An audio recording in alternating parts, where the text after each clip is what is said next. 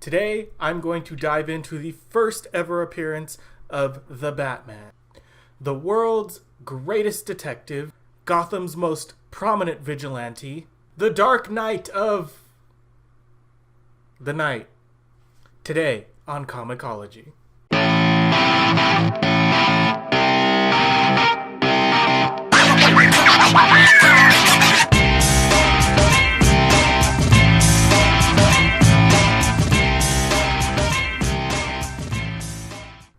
So anybody who is anybody knows who Batman is, but I don't doubt a great many people out there don't exactly know how he got started. Back in 1940, Detective Comics number 27 saw the premiere of Batman.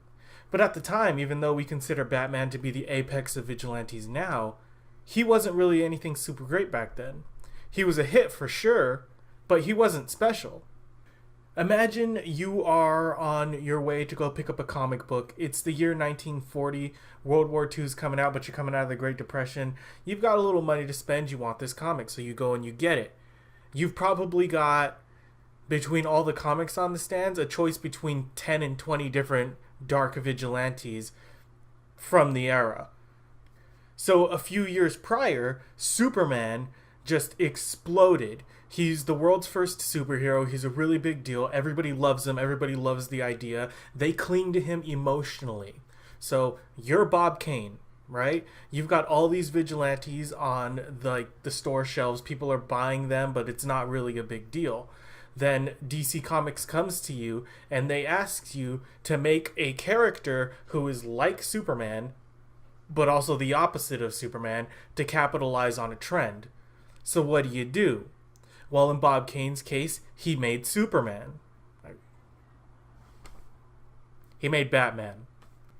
So the genius of Batman is Batman essentially takes all the most prominent elements of all those other dark vigilante characters and sort of combines them into this mishmash, which in most cases would completely fail to work, but in Batman's case, it succeeds and it is so good. Batman is a detective with all the skills of Sherlock Holmes. He has the dark, brooding facade of the Shadow. He has all the gadgetry of Doc Savage. I mean, Batman is cunning, he is interesting, and he is vulnerable. So, in truth, Batman is not entirely an original idea, but did the concept work? Well, yeah. Batman and the Case of the Chemical Syndicate. Our story starts off with a landmark, the first ever appearance of both Bruce Wayne and Commissioner Jim Gordon. Immediately, we establish that they are both friends, and apparently they are extremely close, because Jim Gordon has no problem sharing police information with Bruce. As we see here, the Commissioner gets a call on his private line, informing him of a murder which has occurred. He leaves to investigate and just offers to bring Bruce along, as if this were some sort of casual outing. Bruce begrudgingly accepts, having nothing better to do with his time. I don't know. Even for the time, I can't really buy this as being realistic. Of course, the creators didn't think so either. What they're actually doing here is they're setting up a twist that happens later in the story. I'm just going to spoil it. The twist is at the end, it's revealed that Bruce Wayne is Batman. We all know that. Everybody who's anybody knows that. And so what was once impacting in the original telling of this story is sort of lost, but, that's what they're trying to do. They arrive at the mansion of the Lambert family. They discover that Father Lambert was stabbed. They decide to interrogate his son, who reveals that the murderer stole something from their secret safe and escaped out the window. The son also reveals that his father had 3 former business partners in his chemical empire who would be interested in killing him, but of course he doesn't know which. Then the Commissioner gets another call from one of the business partners, a man named Mr. Crane, who is hysterically scared that he is the next one to be murdered. At this point, Bruce interrupts to let Commissioner know that he's bored and that he wants to go home. At that moment, Mr. Crane is killed and the murderer steals another piece of paper, much like the one from the vault. Wow, there's so much going on in this story. Almost immediately, you're bombarded with all this information. And it's only 6 pages long, but they fill it to the brim with content, cover to cover. We switch scenes to Mr. Crane's house where we find the murderers making their escape with the paper in hand when suddenly they turn to find the Batman. This is a really great reveal. I mean, as far as first appearances go, this one rates really high. This is the first panel in comic book history to feature the Dark Knight. They didn't waste it at all. His pose is cool, he's menacing, his cape is billowing in the wind, and it gives him this crazy inhuman look that's instantly terrifying to these criminals. They try to fight back, but Batman is so strong. He knocks one of them out with a single punch, and then with a mighty heave, he sends the other guy right off the roof. Okay, full disclosure, for those who don't know, Batman is a murderer, at least in the Golden Age, with the history of all these dark, brooding, menacing vigilantes who are so harsh on crime. The golden rule of Batman to never kill wasn't established until later. In many of his first appearances, he's seen blatantly murdering people. And if you don't really believe that this specific man is dead, here, let me show you right here. Don't worry, only the first one is shocking. You get used to it as the issues go on. So then, after murdering the murderers, Batman snatches up the paper and gets in his car, which at this point is not the Batmobile. Then he reads it and gets this grin on his face as if he's uncovered some secret information. Then we shift scenes again to Mr. Rogers going to visit Mr. Stryker. He attempts to speak to Stryker's henchman, but the henchman knocks him out and ties him up in an attempt to murder him by poison gas. This giant gas tube comes down over him, but before it does, Batman rolls in to save the day. He plugs the pipe with a handkerchief and then shatters the glass with a wrench. Stryker's man pulls a gun, but of course Batman isn't having any of that crap and kicks 10 tons of shit out of him. At this point, Stryker shows up in the lab to finish off Rogers, but Batman stops him as well. Are you confused yet?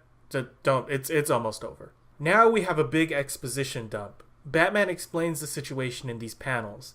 Apparently, these 4 men were owners of a chemical empire, which was worth a fortune. Stryker wanted it all for himself, so he agreed to pay the others in installments for their shares of the company, but eventually I guess he just decided that murder was an easier option, which is why the thugs kept stealing the contracts. But of course Batman was there to stop them. Aha! Having been discovered, Stryker loses his cool and pulls a gun, but Batman uses his patented punch-in-face maneuver to put an end to those shenanigans.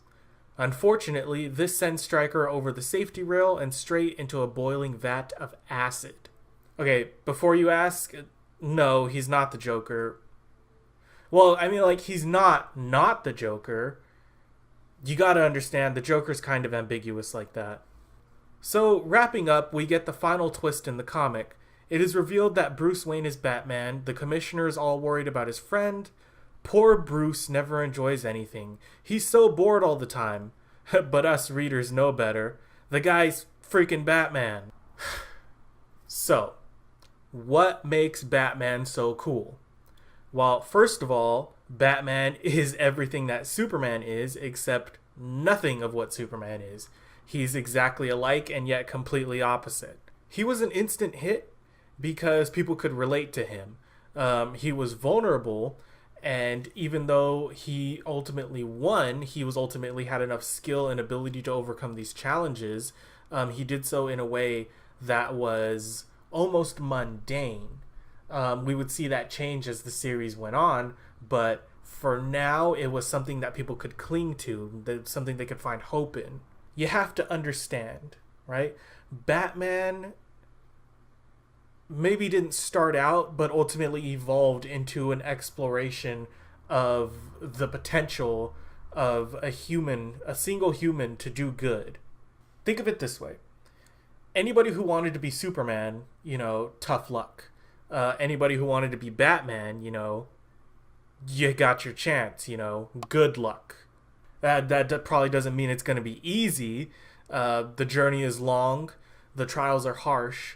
But Batman ultimately teaches us that with hard work and compassion, we can climb the mountains set before us and be better than what our past allows. Understand this. The world gave Bruce Wayne permission to give up. By murdering his parents, the world basically told Bruce Wayne that he didn't matter, and that nothing mattered, and that the world was cruel. But instead, he chose to persevere for the good of everyone, and he chose to say no. And that ability to stand up to the forces of evil and apathy, that's why Batman will always be the world's greatest vigilante. Okay, so that's going to wrap up this episode of Comicology.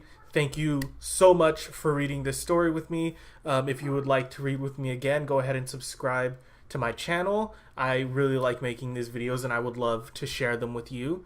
If you want, you can follow me on Facebook and get updates of all my productions, the comics that I'm making, things like that. Yes, I make comics.